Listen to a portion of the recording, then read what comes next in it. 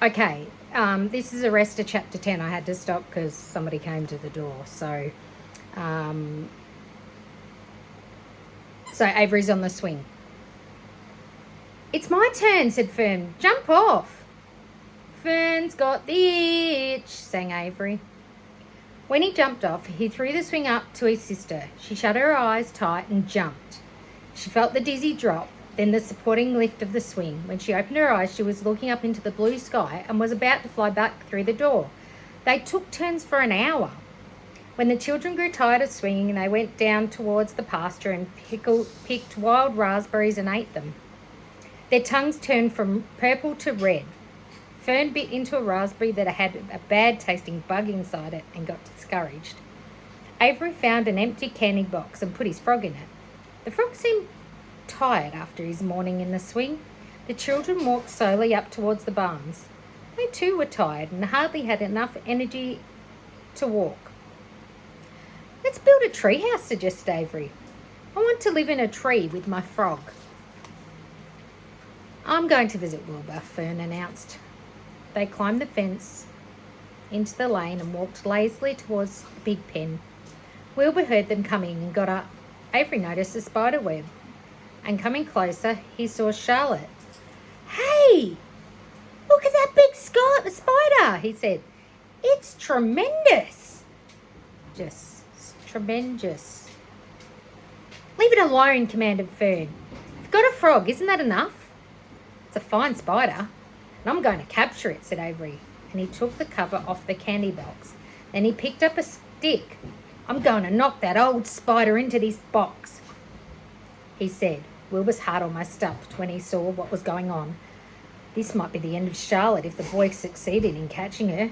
You stop it, Avery, cried Fern. Avery put one leg over the fence of the pig pen.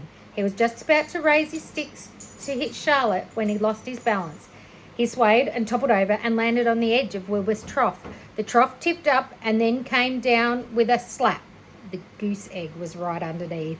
There was a dull explosion as the egg broke and then a horrible smell.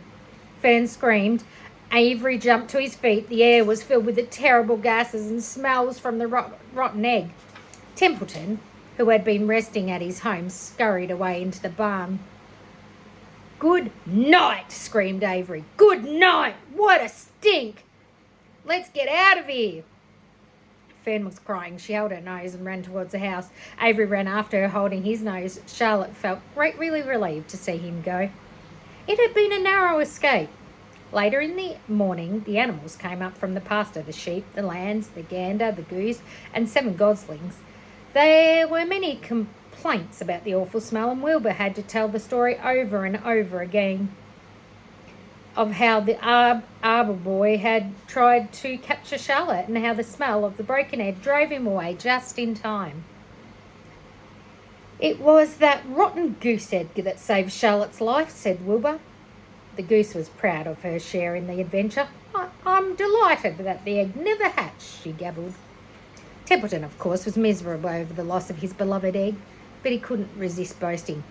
It pays to save things, he said in his slurry voice. A rat never knows when something is going to come in handy. I never throw anything away. Wow, said one of the lambs. This whole business is all well and good for Charlotte, but what about the rest of us? The smell is unbearable. Who wants to live in a barn that is perfumed with a rotten egg? That's the sheep. Not a very good voice by Mrs. T. But anyway, don't worry, you'll get used to it, said Templeton. He sat up and pulled wisely at his long whiskers, then crept away to pay a visit to the dump. When Levy showed up at lunchtime carrying a pail of food for Wilbur, he stopped short a few paces from the pig pen. He sniffed the air and made a face.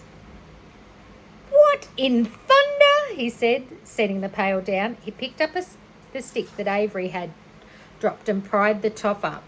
Rats, he said. I might have known a rat would make a nest under this trough. How I hate a rat. And Levy dragged Wilbur's trough across the yard and kicked some dirt into the rat's nest, burying the rotten egg and all of Templeton's other possessions. Then he picked up the pail. Wilbur stood in the trough, drooling with hunger. Lurvy poured. The slops ran creamily down around the pig's eyes and ears. Wilbur grunted and gulped and sucked and gulped, making swishing and swooshing noises, anxiously to get everything at once. It was a delicious meal. Skim milk, wheat middlings, leftover pancakes, half a donut, the rind of a summer squash, 2 pieces of stale toast, a third of a ginger snap, a fish tail, 1 orange peel, several noodles from a noodle soup, and skin off a cup of cocoa, an ancient jelly roll, a strip of paper from the lining of the garbage pail, and a spoonful of raspberry jelly. Wilbur ate heartily. He planned to leave half a noodle and a few drops of milk for Templeton. Then he remembered that rat had been useful in saving Charlotte's life, and that Charlotte was trying to save his life. So he left a whole noodle instead of half. Now that the broken egg was buried, the egg cleared and the barn smelt good again. The afternoon passed and evening came. Shadows lengthened. The cool and kindly breath of evening entered through doors and windows. Astride her web, Charlotte sat moodily eating a horsefly and thinking about the future. After a while, she bestirred herself. She descended to the centre of the web, and there she began to cut some of the lines. She worked slowly but steadily while the other creatures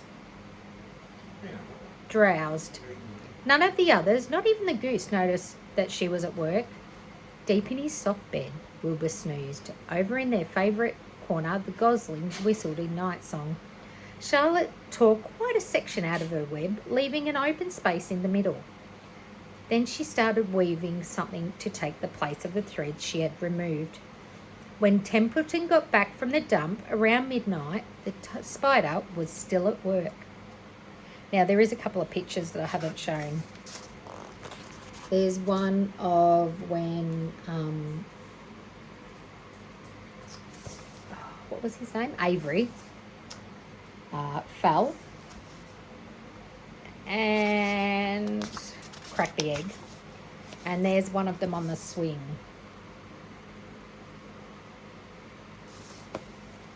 So there you go. That's the end of chapter 10.